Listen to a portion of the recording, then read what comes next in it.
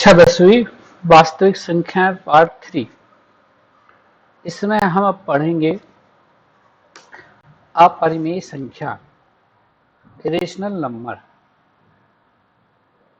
इसके पूर्व हम कक्षा 9वीं पर जाते हैं और कक्षा 9वीं में हमने परिमेय संख्या और अपरिमेय संख्या के साथ ही पूर्ण संख्या, प्राकृत संख्या, पूर्णांक आदि के बारे में देखा था। परिमेय संख्या वे संख्याएं जिन्हें हम p/q के रूप में व्यक्त कर सकते हैं, जहां p और q पूर्णांक है तथा p और q सहअभाज्य है एवं q बराबर नहीं है 0। या दूसरे रूप में वह वास्तविक संख्या जिसे हम दो सहअभाज्य संख्याओं के अनुपात के रूप में व्यक्त कर सकते हैं, वे वास्तविक संख्याएं परिमेय संख्याएं कहलाती हैं। यदि परिमेय संख्याओं का दशमलव प्रसार देखें तो या तो शांत होगा या अशांत आवृत्ति प्राप्त होता है।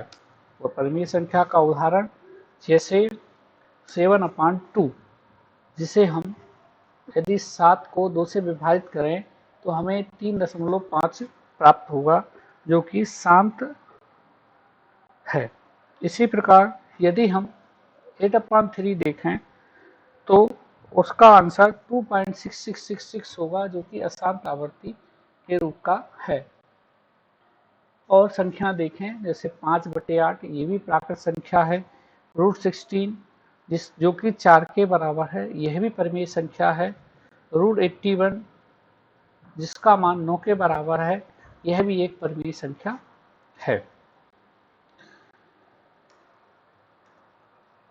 परिमेय संख्याओं की जब हम यूज करते हैं तो एक शब्द का उपयोग हुआ सहअभाज्य। सहअभाज्य क्या होता है, इसको भी हमें समझना आवश्यक है। दो संख्याएं जिनका HCF 1 हो, वे संख्याएं सहअभाज्य कहलाती हैं। या दूसरे अर्थ में यदि हम कहें, दो संख्याएं जिनका एक के अतिरिक्त कोई उभयनिष्ठ गुणनखंड नहीं है, तो वे संख्याएं सहअभाज्य संख्या कहलाती हैं। सहअभाज्य संख्याओं में से दोनों संख्याओं का अभाज्य होना आवश्यक नहीं है। उदाहरण के लिए हम दो संख्या लेते हैं, 14 और 15। यदि 14 के गुणनखंड देखें तो 2 × 7 × 1 होगा। तो 15 के गुणनखंड देखें तो 3 × 5 × 1 होगा। यहाँ पर 14 और 15 का जो उभयनिष्ठ गुणनखंड है, कॉमन फैक्टर है, वो 1 है। अर्थात 14 और 15 का जो HCF है वो 1 है। इसलिए हम कह सकते हैं कि 14 और 15 सहअभाज्य हैं। दूसरी बात जो हमने पूर्व कक्षा में देख चुके हैं, परिमेय संख्याओं के प्रगुण। जब हम प्रश्नावली 1.3 के प्रश्न करेंगे तो हमें ये जानना आवश्यक होगा कि परिमेय संख्याओं के कौन कौन से प्रमुख प्रगुण है। जैसे यदि हम दो परिमेय संख्याओं का योगफल ज्ञात करें तो जो योगफल प्राप्त होगा वो परिमेय संख्या के रूप में ही प्राप्त होगा। अर्थात जैसे 2/3 में 3/5 का प्लस करें, 2/3 और 3/5 का जो योगफल प्राप्त होगा वो 19/15 प्राप्त होगा, जो कि एक परिमेय संख्या है।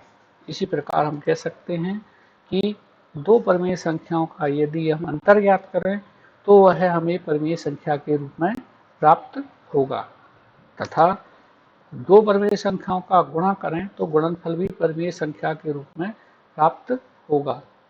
यदि दो परिमेय संख्याओं का भाग करें तो भागफल भी हमें परिमेय संख्या के रूप में प्राप्त होगा। कहने का तात्पर्य यह है, दो परिमेय संख्याओं को जोड़ो तो परिमेय संख्या प्राप्त होती है, दो परिमेय संख्याओं को घटाओ तो परिमेय संख्या प्राप्त होती है, दो परिमेय संख्याओं का गुणा करो तो भी परिमेय संख्या ही प्राप्त होगी, और दो परिमेय संख्याओं का आपस में भाग करें तो भागफल भी परिमेय संख्या प्राप्त होगी। इसके साथ ही इस प्रश्नावली को हल करने के पूर्व कुछ बातों को जानना और आवश्यक है। जैसे 6 × 3 जो कि 18 के बराबर होता है। इसका अर्थ यह हुआ कि 18 को 6 और 3 विभाजित करता है, या हम कह सकते हैं 18 के गुणनखंड 6 और 3 है।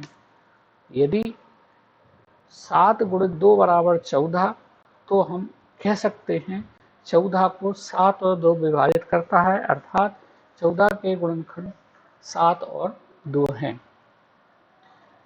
ये दोनों उदाहरण अचर राशि के रूप में थे, संख्यात्मक रूप से थे। यदि हम इसे चर के रूप में देखें, 2 into P is equal to Q, इसका अर्थ यह हुआ कि q को 2 और p विभाजित करता है, अर्थात q के गुणनखंड 2 और p हैं।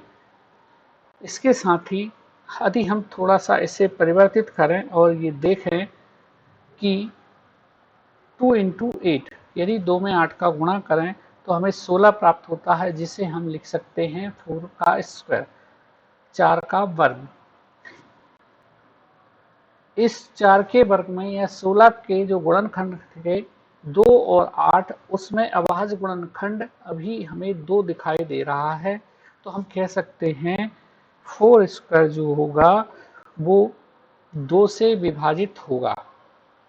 यदि ऐसा है तो 4 भी 2 से विभाजित होगा, अर्थात यदि 3 इंटू 12 इज इक्वल टू 6 का स्क्वायर है, तब अभाज्य गुणनखंड 3 है, तब हम कह सकते हैं 6 स्क्वायर को 3 विभाजित करेगा, अर्थात यदि 6 के वर्ग का एक अभाज्य गुणनखंड 3 है और वह 6 स्क्वायर को विभाजित करेगा। यदि वह 6 स्क्वायर को विभाजित करता है तो वो 6 को भी विभाजित करेगा। यदि हम इसे चर के रूप में लिखें तो हम देखेंगे 5 into P is equal to Q square, तो हम कह सकते हैं क्यू स्क्वायर को 5 विभाजित करेगा, तब 5 जो है क्यू को भी विभाजित करेगा। मतलब यदि 5 क्यू स्क्वायर को विभाजित करता है तो 5 क्यू को भी विभाजित करेगा। इन सारी बातों के जानने के पश्चात हम अब आते हैं अपरिमेय संख्या। हमने देखा कि परिमेय संख्या को p बटे q के रूप में व्यक्त किया जा सकता है। इसके विपरीत वह वास्तविक संख्या जिसे हम p बटे q के रूप में व्यक्त नहीं कर सकते, अपरिमेय संख्या कहलाती हैं, जहां p और q हमारे पूर्णांक हैं तथा q का मान 0 के बराबर नहीं है। अपरिमेय संख्याओं का दशमलव प्रसार यदि हम देखें तो हमें अशांत अनावर्ती के रूप में प्राप्त होता है। इस प्रश्नावली में हम 3 प्रकार के प्रश्न अपरिमेय संख्याओं से संबंध में देखेंगे, जिनमें हम ये सिद्ध करके बताएंगे कि यह सारी संख्याएं अपरिमेय संख्याएं हैं। इन 3 प्रकार के प्रश्नों में नंबर 1 पर हमारे पास होगा √2, √3, √5, या हम दूसरे अर्थों में कहें रूट अभाज्य संख्या। रूट के अंदर जो अभाज्य संख्या है वह अपरिमेय संख्या होगी, अर्थात अपरिमेय संख्या को यदि हम p से प्रदर्शित करें तो √p जो होगी वो अभाज्य संख्या होगी। पहले टाइप में इसी प्रकार के प्रश्न हैं जिन्हें हमें हल करना है। दूसरे प्रकार में हमें एक परिमेय संख्या और अपरिमेय संख्या का जो गुणनफल है उस गुणनफल से प्राप्त संख्या, जैसे 3 इंटू √2 या √3/2 या 1/√2, ये जो संख्याएं ये अपरिमेय संख्याएं होंगी।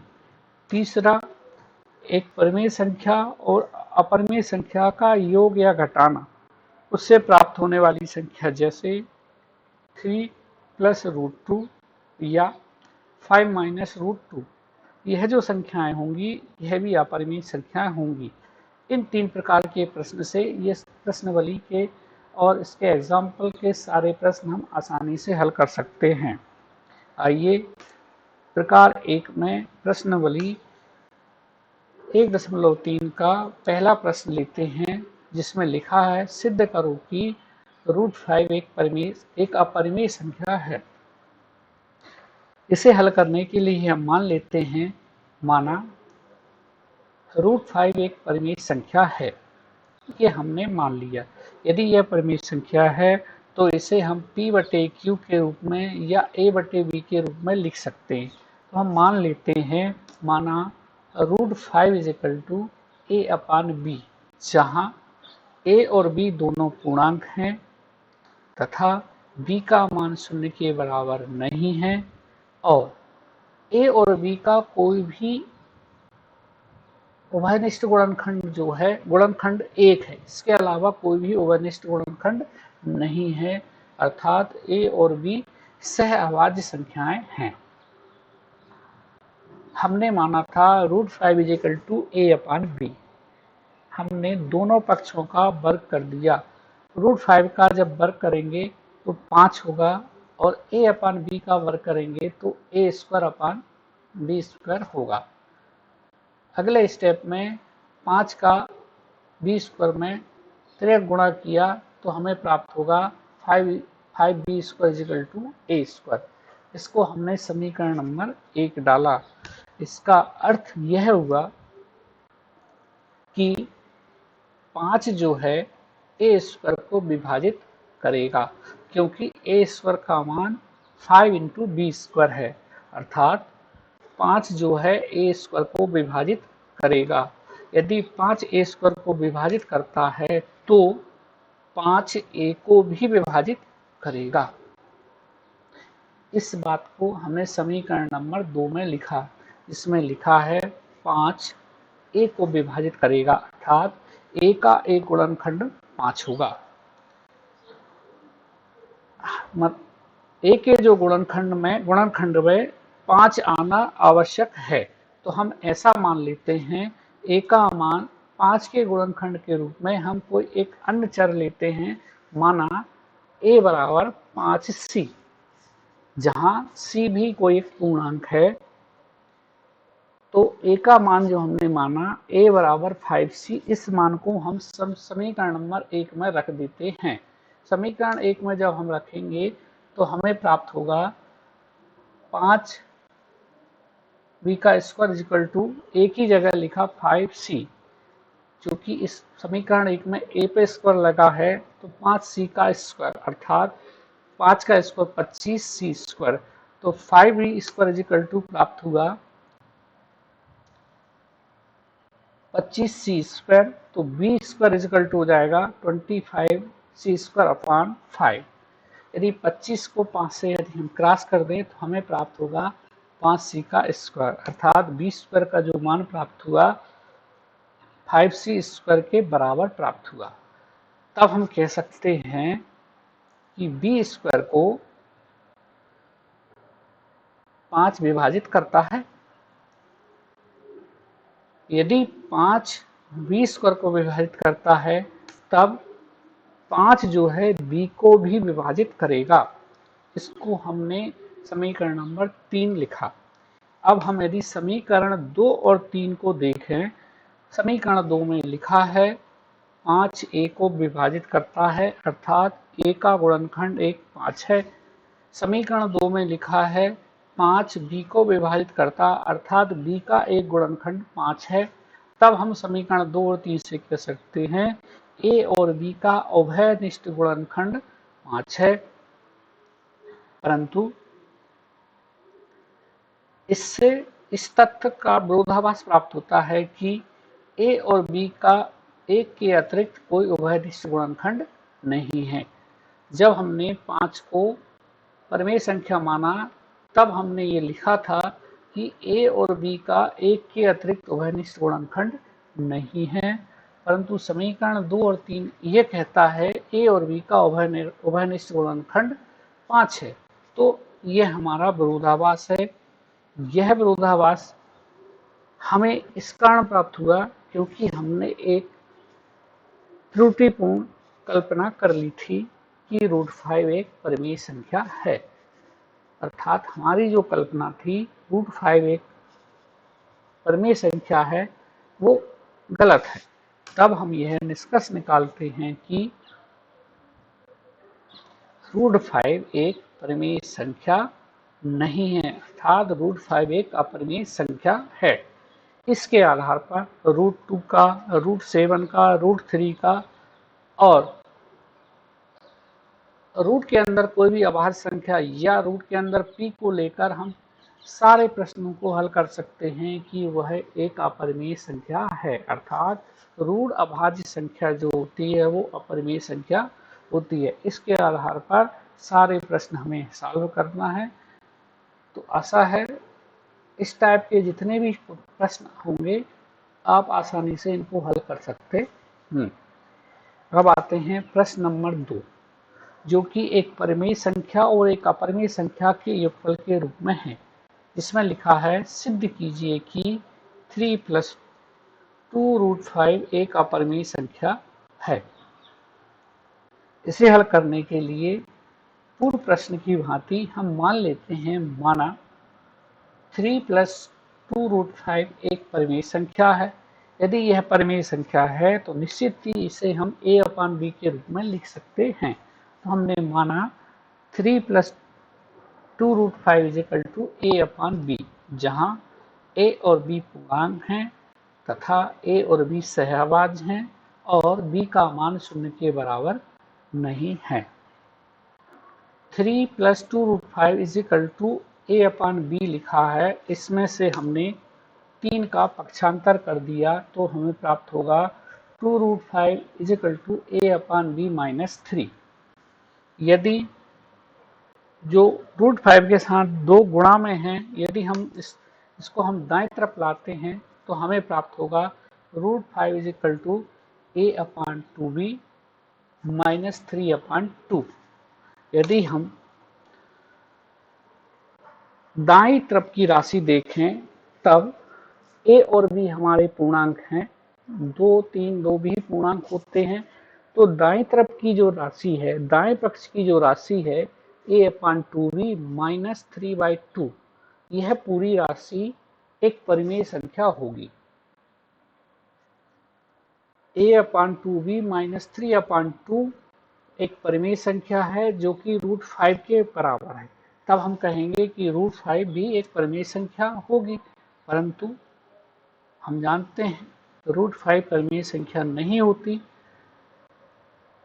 पर हमें ऊपर जो संख्या दिख रही है a/2b - 3/2, यदि यह परिमेय संख्या है तो √5 भी परिमेय संख्या है।